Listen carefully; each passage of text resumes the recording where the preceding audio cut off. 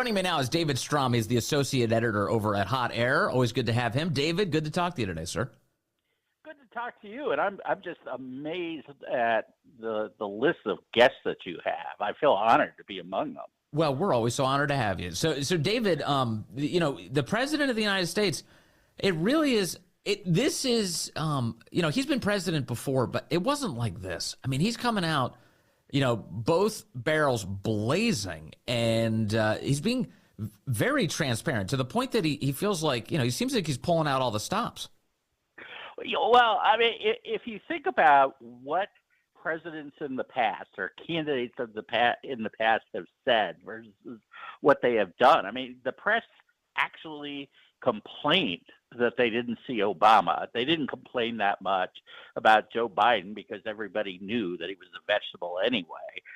And here you have, Donald Trump, who, will spend hours a day talking to reporters, telling them what he's doing. He's showing it all, explaining what he's doing, and opening up the books as much as he can. It's actually really remarkable, and I'm kind of shocked that the news media hasn't gotten around to sort of saying, wow, this is amazing.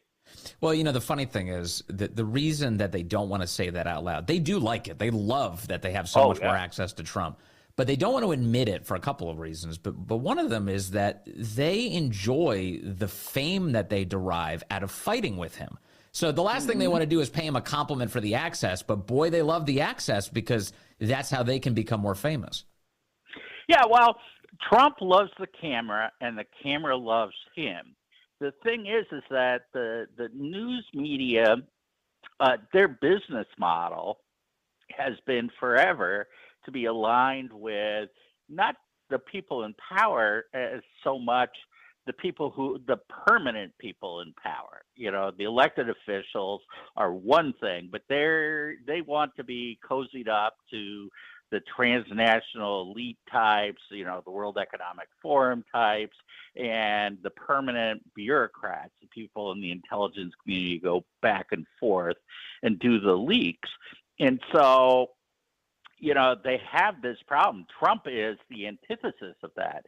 He's their mortal enemy. And so they have, at least up to now, had to take the side against Trump. And I think, though, there will be, in the next year or two, kind of a breakthrough because the old model doesn't work for them. Media is dying. Well, this is expressed in a story this week. CNN has fired some 200 or so employees. They've laid off a bunch of people because obviously revenues aren't coming in to justify that size of a staff.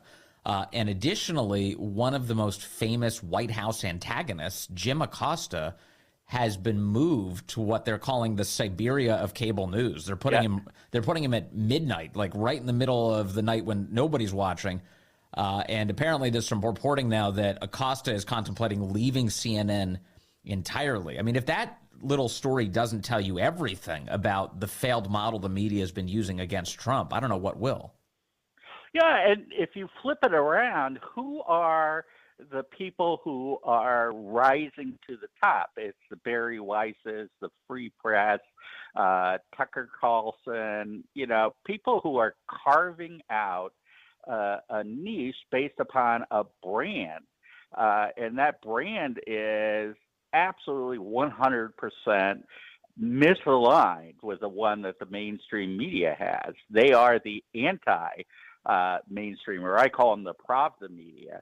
And, people within the mainstream media watching their colleagues drop like flies now have an incentive to create a counter brand. And which is why I think you're seeing, ex-political reporters spilling the beans on, the fact that their editors quashed Hunter Biden stories and stories that reflected badly on Biden. I think the rats are going to lead the sinking ship. I see a lot of that happening. One of the problems that the lefty media has, the Pravda media have, is that they are accustomed to being able to control the bounds of the conversation. So, for instance, in television, in cable news, you've got an hour. And in that hour, you really only have maybe 44 minutes of television where you actually have to put programming on screen because you have advertising. And inside of that 44 minutes, you control very tightly what people even say on the air, including the guests and the way the host delivers it and what they write into the teleprompter. And in a world where people have options outside of that, like you're watching as a lot of these legacy news outlets, they just don't have the chops to have these big conversations. They don't even know what they're talking about in some cases. The reason all of this long form is succeeding is because you've got people who are actually batting around real ideas, who have to bring real evidence to support it and have to be able to sustain a conversation for more than a 4-minute window. Yeah, I mean, it's fascinating. The Pravda media tried to turn, say, Joe Rogan into this right-wing, tech bro or whatever, but that's not Joe Rogan's audience, and it's not who he is. He's a guy who's interested in having wide-ranging conversations where people actually, come out of it thinking, I learned something. I don't know if I agree with him or don't, but I learned something and it engaged me. And, the Pravda media has been about, chanting things over and over again, talking points. And it is so dull now, and we all know that it's BS. I mean, look at the Elon Musk Nazi salute thing. They tried to push this and push this and push this, and it's had no impact at all on the public. Funny. I know. Even the ADL came out a couple of days ago and was like, guys, this may be a little over the top. If the ADL is doing that, it's over the top. That's so, it's so wild. And to your point about a lot of these podcasters, these guys who run these long form shows, Bloomberg had a piece this week talking about how these are all a bunch of right wingers and they're moving young men to the right. But I'm looking at the list and going, right wingers, really? Aiden Ross, Andrew Schultz, the Nelk Boys, Logan Paul, Joe Rogan, Lex Fridman, Theo Vaughn. These guys, if I had to guess, every single one of those guys probably voted for Obama. And if they were old enough to. And now you're going to tell me that, they're a bunch of right-wingers? No, they're just people who are allowing open conversation. Yeah, well, and it's funny because, conventionally, because he's a Republican, Donald Trump is seen as a right-winger, but he's not. He's a populist. And that's why he has caught on with these idea people who are so tired of the BS. And because he, too, throws out ideas. And he doesn't have a strong ideological bent so much as a common sense bent. And, it's kind of a breath of fresh air, even for a lot of Republicans who feel like, well, we've been asked to go in lockstep. But in fact, we'd like to have something a little more wide ranging. I mean, could you have imagined 2 years ago that Republicans would be flocking to RFK Jr.? I mean, it's almost inconceivable, but Donald Trump has completely shaken up the paradigm. And I think that's good. So you mentioned, every time I hear the word populism, I think a lot about, what does it mean? So in one sense, you could talk about populism as politicians who are merely windsocks for public sentiment, that they kind of just read the polls and then they say, these are my positions now, and that's how they go. That's not Trump. So what you just described is someone who does speak to the plight of the common man, which is how we normally think about populism. But he's a guy who actually convinces his base to join him in his ideas and in what's important to him and why he thinks it should be important to them. In other words, he takes his base seriously, has a conversation, and he wins over converts to the ideas that he believes in. Oh, that's absolutely true. And, populism is a phenomenon that pops up every few generations because of what populism really is the revolt against the establishment. Yes, it's the symptom of a failing system. You don't get populism unless things are haywire. Yeah, I mean, most people actually would prefer it if we had an elite that sort of ran things okay. Yeah.